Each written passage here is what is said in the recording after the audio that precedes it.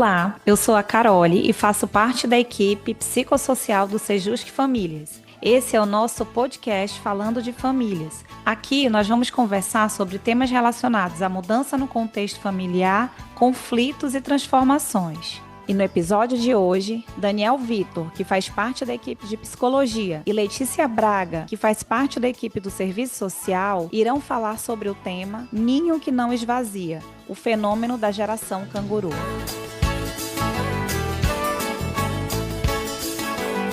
Você pode acompanhar o nosso trabalho por meio da nossa página do Instagram, @Falando de Famílias, onde postamos conteúdos relacionados à dinâmica e transformações familiares. Aproveite também para nos seguir no Spotify, Deezer ou qualquer plataforma que você estiver nos ouvindo agora. Se você gostou, não esqueça de nos avaliar e compartilhar nas suas redes sociais. E é isso, vamos ao episódio de hoje.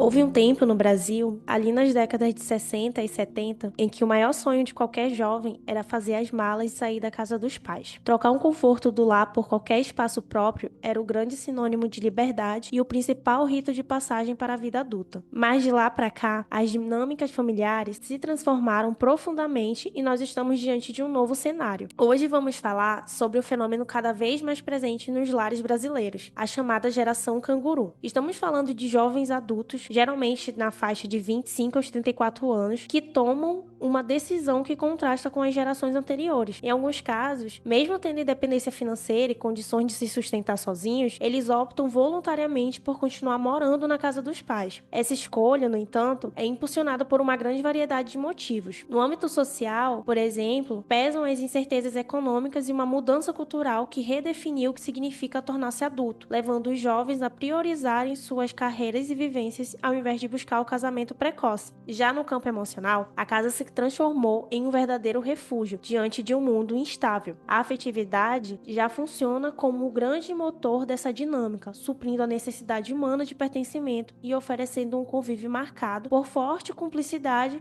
e o diálogo com os pais. Mas o que está por trás dessa escolha? O jovem adulto de hoje, diante de um quadro de muitas incertezas no mercado de trabalho e nas relações afetivas, passou a enxergar a casa dos pais como um verdadeiro refúgio. Tal dinâmica também decorre das constantes transformações que a sociedade brasileira está passando. Diante disso, essas transformações podem impactar a geração canguru e, consequentemente, modificar os lares brasileiros. Então, neste episódio do Falando de Famílias, vamos mergulhar nessas novas configurações sociais e psicológicas. Vamos entender como os campos afetivos, aspectos das contribuições das políticas públicas e dados atuais recolhidos no último censo do IBGE demonstram o funcionamento dessa geração e, consequentemente, como podemos contribuir positivamente na desconstrução de mitos e estigmas sobre esse tal fenômeno. Olá, sejam bem-vindos a mais um episódio do podcast Falando de Famílias, do Sejusc Famílias do Tribunal de Justiça do Estado do Amazonas. Meu nome é Daniel Vitor, eu faço parte da equipe psicossocial do Sejusc, especificamente da equipe de psicologia. Eu sou um homem branco, de 25 anos, meu cabelo é preto, meus olhos são castanhos, eu tenho por volta de 1,74 e 1,75. Eu tô vestido hoje especialmente uma calça social meio marrom pro bege, uma blusa social marrom clara, um agasalho amarelo. E para integrar esse nosso papo hoje, a gente vai também conversar com a Letícia, que é da equipe psicossocial do Sejusc. Você pode se apresentar pra gente, Letícia? Olá, eu me chamo Letícia e faço parte da equipe psicossocial aqui do Sejusc Famílias, mais especificamente da equipe de serviço social. Eu sou uma mulher branca, de cabelos cacheados, pretos, olhos escuros, castanho escuro mais especificamente. Estou vestindo uma calça preta e uma blusa preta também e tenho 27 anos. Obrigado, Letícia. O tema de hoje do nosso episódio é a geração canguru e todos os seus desdobramentos, que é um fenômeno muito complexo. E para a gente iniciar esse nosso bate-papo, é muito interessante a gente entender a geração canguru como um fenômeno geracional e que ele vem ocasionando muitos desdobramentos ao longo do século XX e principalmente principalmente agora no século XXI, que a gente está tendo muitas transformações na sociedade. Eu estava pensando aqui, Letícia, que seria muito interessante a gente começar esse papo discutindo e refletindo sobre o que caracteriza o fenômeno da geração canguru. Eu penso bastante nesse fenômeno como principalmente um fenômeno que tem características afetivas, emocionais, que envolvem muitos sentimentos ao mesmo tempo. E a gente tem que pensar que esses sentimentos, na geração canguru, eles envolvem uma dinâmica familiar, porque essa geração, ela ocorre como um fenômeno dentro da família, ou seja, de filhos que demoram para sair da casa dos pais e são um público de faixa etária de 25 anos para frente, até uns 30 e pouco. Como a gente está falando de famílias, é muito interessante a gente pensar que nesse fenômeno dessa geração, a gente está falando de sentimentos que são tanto dos pais quanto dos filhos. Então, para a gente entender o fenômeno, a gente vai ter que discutir esses dois lados, tanto o lado dos pais, que têm os seus filhos em casa por um tempo mais longo, quanto desses filhos que ficam na casa dos seus pais por diversas características que a gente vai começar. Então eu estava pensando que desses sentimentos, agora a gente falando um pouco mais da perspectiva dos pais, a gente pode pensar que quando um filho ele sai da casa dos pais dele, a gente tem o sentimento na perspectiva dos pais de muita perda, de muito sofrimento. Por quê? Porque é só nós pensarmos que esses pais e esses filhos, eles estavam desenvolvendo uma rotina conjunta que é diária, né? Então, assim, você vê os seus pais e os filhos veem os pais todos os dias quando eles estão morando juntos. Então, quando um filho sai de casa, existe muita perda, muito sofrimento, e a gente pode pensar na perspectiva dos pais também até como processos de luto, né? A gente fala muito que o luto, a perda de um ente querido, a perda ocasionada pela morte, especificamente. Mas a gente pode pensar também como o luto, ele aparece de diversas formas. Seja pela perda de um bichinho de estimação, a perda de um local que era muito querido por você e acabou sendo desativado, e assim vai. Então a gente pensa nessa perspectiva de perda, de sofrimento, de luto mesmo, quando os filhos saem da casa dos pais. A geração canguru, com esses filhos ficando mais tempo, a gente tem, assim, uma demora para os pais sentirem esse sofrimento de não ter mais os seus filhos em casa. Então, assim, eles acabam demorando a sentir o vazio, a perda, o sofrimento de não ter os seus filhos em casa. E a gente também pode falar que são vazios emocionais quando os pais têm os seus filhos saindo de casa para construir sua vida. Existe uma frase no senso comum que é muito utilizada nas criações, eu acredito que muitos de nós ouvimos, e principalmente os nossos ouvintes devem ouvir todos os dias, de que o filho a gente não cria pra gente, a gente cria pro mundo. Então, assim, quando a gente tem a geração canguru acontecendo, existe uma demora para você perder o seu filho da convivência diária. Vai ter uma demora, vai ter um atraso, porque você vai ter ele por um tempinho a mais, né? A gente tá falando de filhos que podem ficar na casa dos seus pais até os 40 anos, ou eles podem ficar pela vida toda, né? A gente tem muitos casos em relação a isso. Uma coisa muito interessante, agora a gente partindo para a perspectiva dos filhos, a gente pode se perguntar, mas por que esses filhos querem ficar na casa dos seus pais? O que será que está criando para eles ficarem na casa dos seus pais? A gente falando agora numa perspectiva ainda de afetiva, sentimento, a primeira coisa que eu consigo pensar sobre esses filhos que ficam na casa dos seus pais é a própria afetividade em si, porque eles têm a afetividade como um motor principal. Então eles sabem que naquele local, na casa dos pais, na maioria dos casos, lembrando que existem casas e casas, famílias e famílias, e que cada família funciona de uma forma diferente, a gente pode pensar que esses filhos têm esse casa dos pais como um local de afetividade, de seguro, de conforto. É um local que ele esteve desde o nascimento, que ele passou a infância, que ele passou a adolescência, que ele já passou uma pequena parte dos acontecimentos da vida na casa dos pais. Então ele sabe que aquilo ali é um local seguro para ele. E é muito interessante também pensar que o sentimento de pertencimento, né? Porque a gente sabe que quando a gente está construindo a nossa identidade, a gente tem a necessidade de pertencer a algum lugar, a algum grupo social, ou alguma tribo urbana, como a gente já falou em muitas áreas do conhecimento. Então a gente quer pertencer. Então ele quando ele fica na casa dos pais, ele sente que ele continua pertencendo à casa dos pais, aquele grupo familiar. Nós temos um entendimento de que quando você sai da casa dos seus pais, você ainda está pertencendo àquela família. A distância geográfica, digamos assim, eu saio da casa dos meus pais e vou morar num outro bairro da minha cidade, ela não afasta o pertencimento, você continua pertencendo, mas esse pertencimento é saber que eu ainda vou continuar lá, que eu vou continuar na casa dos meus pais, que eu vou continuar vivendo com eles diariamente a minha rotina, e isso passa muita segurança. E conforme a gente vai vendo na nossa conversa que conforme o tempo vai passando, o mundo ele tá mudando muito, o mundo é muito diferente hoje, no século XXI, por diversas características.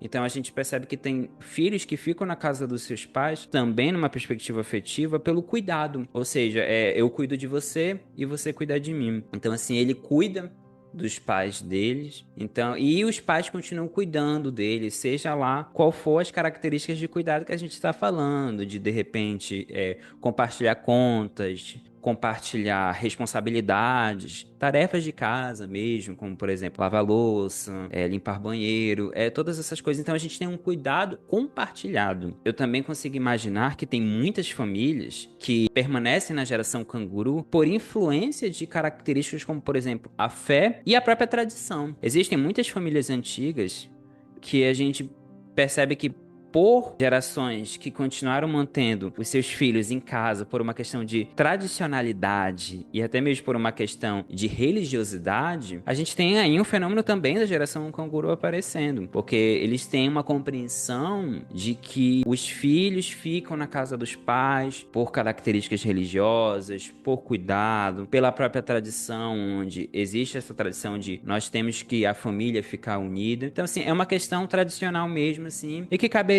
muita discussão. Eu acredito que vem na minha cabeça um exemplo muito visível para todos nós, é a realeza britânica. A gente viu, eles têm muitos palácios espalhados pela Inglaterra, e nisso muitas famílias, porque é uma família bem grande, com príncipes, duques, duquesas, e muitas famílias continuam morando juntos em determinados palácios. Então a gente vê aí um exemplo muito característico, né, de tradicionalidade, de tradicionalismo, né? E agora, Letícia, eu queria saber um pouco sobre quais são esses aspectos sociais que a gente pode pensar também.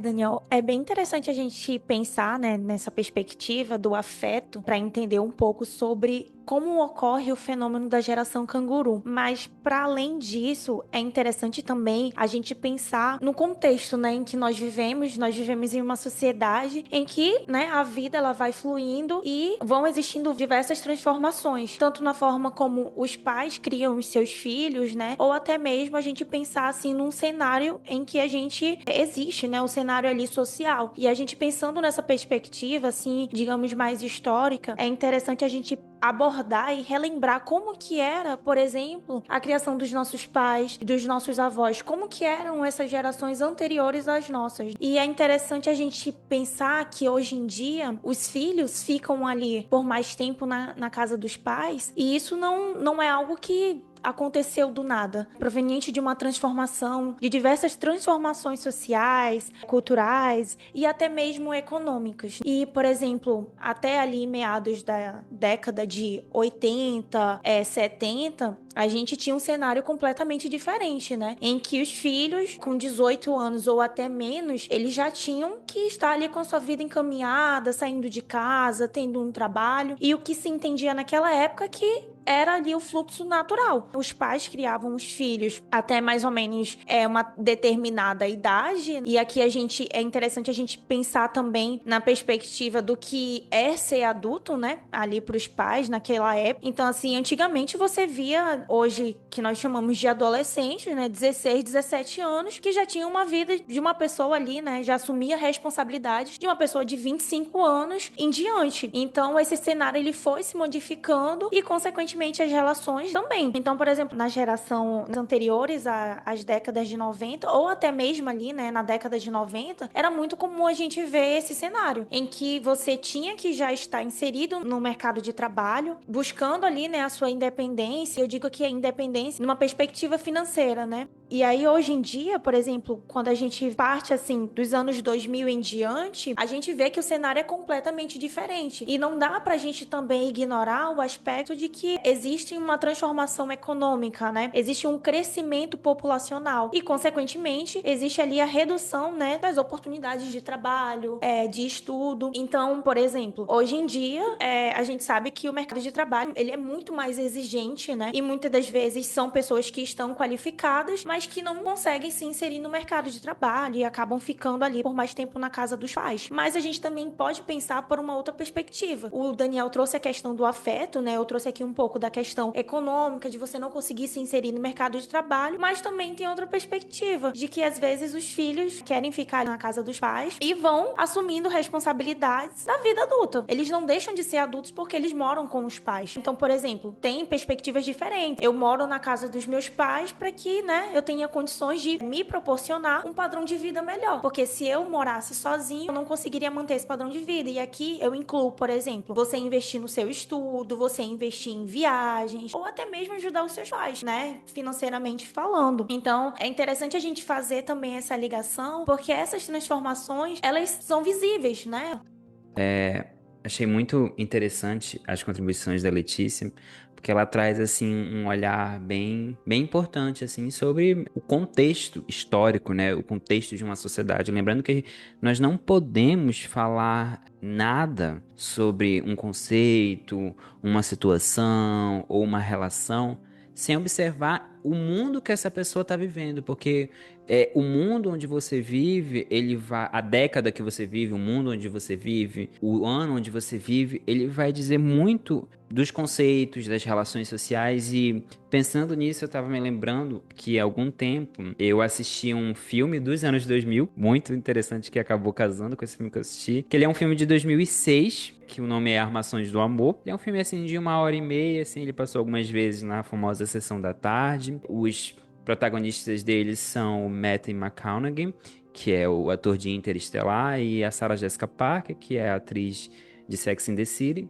E é muito interessante porque é um filme sobre geração canguru. O Matthew, ele é o personagem principal, ele é uma pessoa assim que tem trabalho, que vive muito bem com os pais, só que ele tá com 35 anos e ele não sai da casa dos pais. Mas o filme contrasta exatamente isso que a Letícia falou, de que não é porque você tá na casa dos seus pais que você não tem responsabilidades, que você não é maduro emocionalmente, psicologicamente, financeiramente. A geração canguru, ela não é sinônimo da falta de amadurecimento. Eu acredito que seja conforme a Letícia falou, que ela é sinônimo de contextos, de mundos sociais, na verdade. Então, assim, é uma comédia romântica que eu indico muito assistir, porque a gente vê no decorrer do filme o quanto ele vai observando que chegou um momento que ele tinha que sair da casa dos pais, mas não porque lá era um lar que não o acolhia. Não, porque ele conhecia uma pessoa, ele queria constituir uma família, começou a gostar muito dela. E tem um plot twist muito interessante que eu não vou contar, mas que envolve a protagonista também, que é a Sarah Jessica Parker. Então eu indico muito.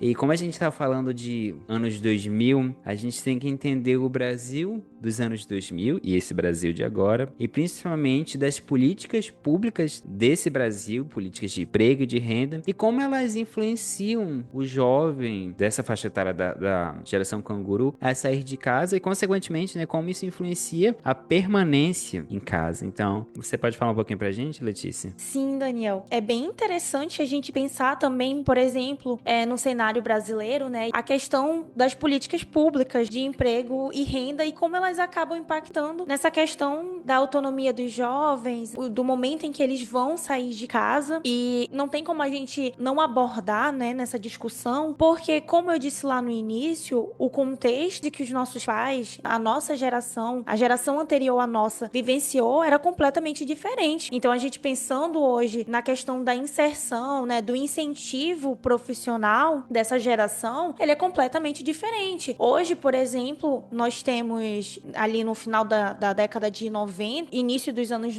2000, nós tivemos, por exemplo, políticas públicas ali voltadas à inserção dos jovens na universidade, e isso, por um tempo, foi algo que trouxe um reflexo, assim, digamos que, entre muitas aspas, positivos, né, em que a gente viu um percentual de jovens adentrando a universidade. Então, essas políticas de incentivo foram fundamentais, só que a gente sabe que a sociedade vai se transformando, há também o índice de crescimento populacional, e que muitas das vezes esses vínculos com o trabalho, né, com a vida profissional, eles vão se fragilizando, e é o que a gente vê hoje em dia. Por exemplo, muitos jovens que são qualificados, que têm um ensino superior, mas que após isso eles não conseguem se inserir no mercado de trabalho. E aí fica aquela questão, o que está acontecendo? O que impede que esses jovens se estabeleçam ali no mercado de trabalho? E aí é quando a gente vê, por exemplo, a questão de postos de trabalho com uma qualidade inferior, quando a gente vê, por exemplo, condições de trabalho que são mais precárias e, consequentemente, os jovens não querem se submeter a isso. E aí, por exemplo, a gente pode pensar também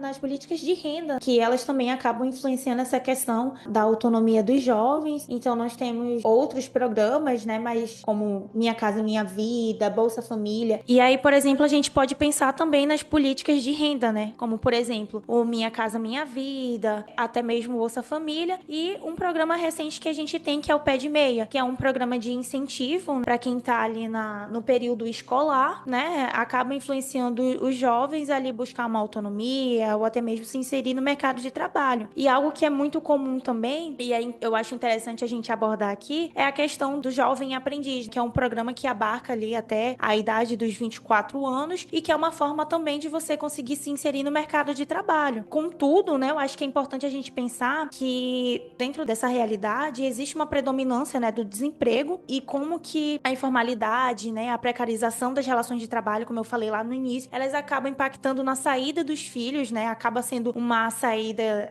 da casa ali dos pais, né, os filhos acabam ficando mais tempo na casa dos pais por não terem condições de buscar ali a sua autonomia. Então, acaba sendo uma saída mais tardia. Aí é importante também a gente frisar que, embora a gente pense nessas políticas públicas, nesses programas, existem os requisitos, né? E aí nem sempre todo mundo vai ser contemplado, e aí acaba gerando esse percentual de pessoas que ficam de fora dessas políticas, acabam não sendo contempladas, né? É muito interessante essas contribuições da Letícia de trazer esse panorama das políticas públicas, porque a gente compreende que as políticas públicas elas são essenciais na vida da nossa sociedade brasileira, e é muito chocante até a gente saber o quanto as políticas públicas elas exercem uma influência em todas as esferas da nossa vida, né? Então, assim, como nós podemos pensar que um fenômeno geracional, a geração canguru, de filhos que moram ainda há algum tempo depois na casa dos pais, e como políticas públicas podem afetar isso. Então, é para nós compreendermos que esses fatores sociais movem, na verdade, muitas coisas que nós nem imaginamos. E quando a gente está falando sobre filhos que saem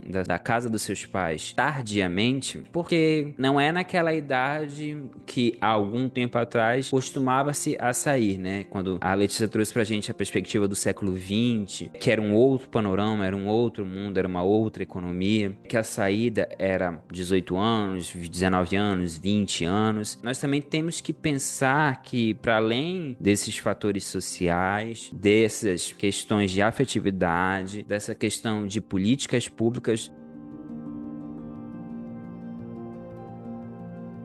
tem um fator muito interessante que é necessário nós refletirmos, que é sobre como a gente pode compreender que os ritos de passagem da vida adulta são fatores que se integram a esses que eu acabei de falar e influenciam a geração canguru, né? E, primeiramente, nós vamos pensar o que são esses ritos de passagem. Os ritos de passagem, eles são momentos de transição para a vida, né? Então, assim, mas vocês podem ficar se perguntando, mas o que é essa transição, do que ele está falando? Vamos trabalhar com alguns exemplos. Por exemplo, O casamento. O casamento, ele é um rito de passagem. Ele é um rito de passagem muito conhecido, da chamada vida adulta, porque é a constituição de uma nova família, simbolicamente é um novo laço, uma nova relação. Nós também podemos pensar no nascimento dos filhos. Então, ritos de passagem são esses momentos muito importantes da vida que eles começam a ressoar porque eles têm uma esfera de simbólica, um símbolo muito forte, que você olha para aquele símbolo e você percebe, a vida adulta é aquilo. Então, o rito de passagem, ele é essa característica, né? E a gente tem ritos de passagem bem diversos, assim, em até sociedades de povos indígenas,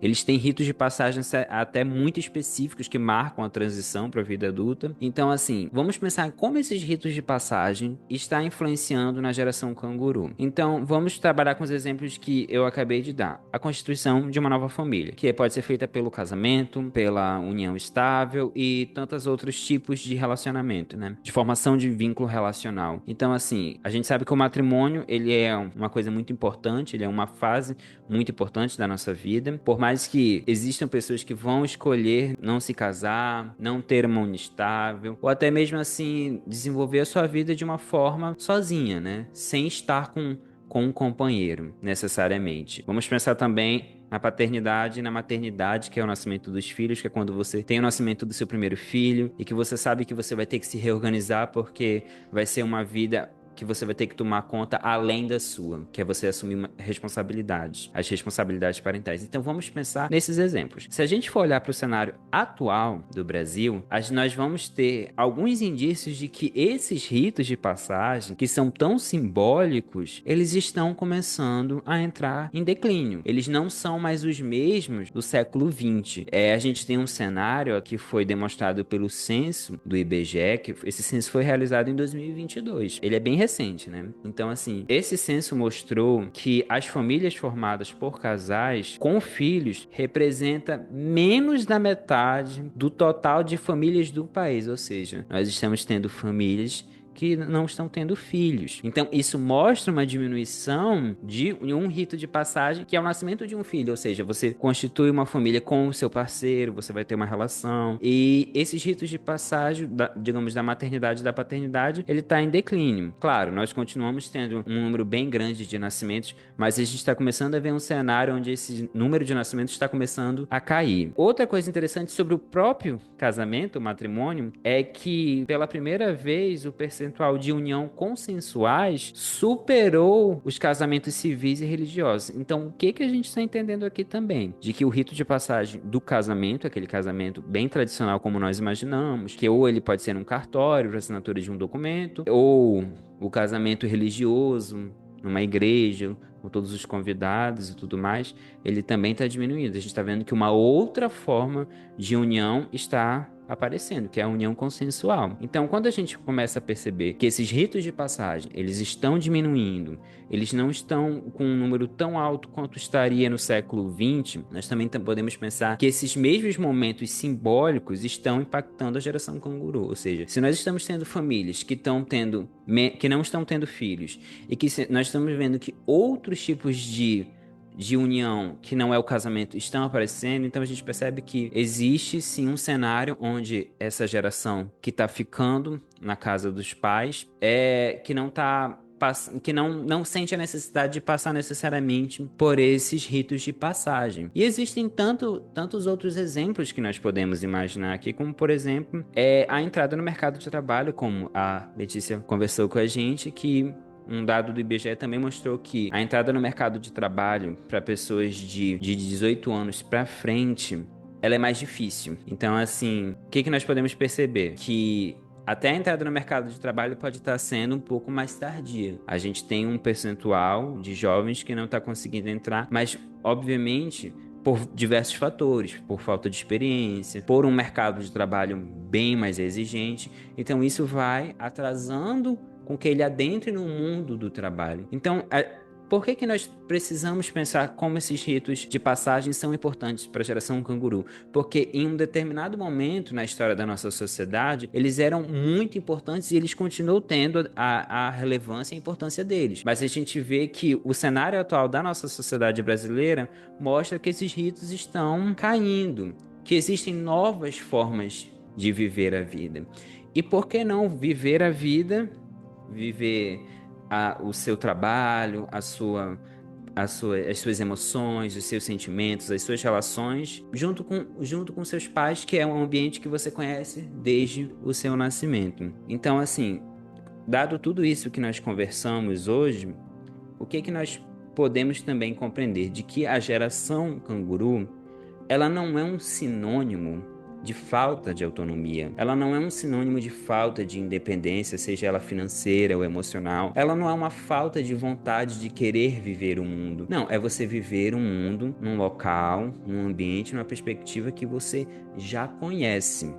De que você já sabe que ali é um porto seguro. Acredito que seja a palavra mais adequada para nós pensarmos. É um local onde você já viveu a sua infância, você já viveu a sua adolescência, você já viveu a sua primeira ida na escola, você já viveu o seu primeiro namoro. E por que não viver outras fases que são da chamada idade adulta também na casa dos seus pais, promovendo cuidados financeiros, promovendo responsabilidade, porque é lembrar disso, de que geração canguru, ela não é a falta de algo, é uma perspectiva de vida diferente daquilo que os ritos de passagem estão dizendo que é o correto, do que a sociedade entendia há algum tempo atrás que era o correto para o desenvolvimento de uma vida. Mas também nós temos que lembrar que nessa perspectiva de geração canguru, é como eu falei antes, existem famílias e famílias, existem formas e formas de se relacionar, de você exercer a parentalidade, de você cuidar e de você ser cuidado. Então é lembrar que até mesmo dentro do fenômeno da geração canguru, ele podem sim existir contextos onde a pessoa não tem um bom relacionamento com a sua família e por diversos motivos, porque viver em família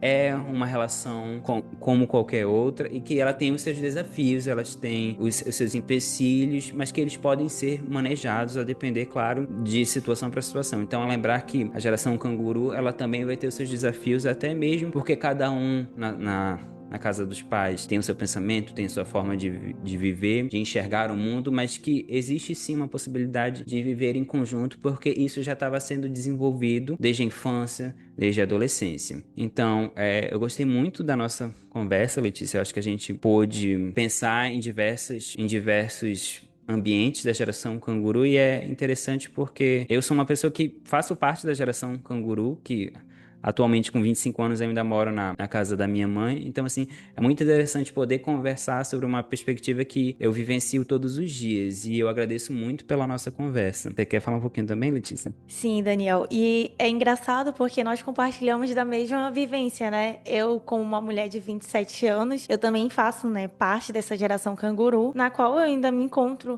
morando com a minha mãe, mas dentro de uma realidade ali minha, né?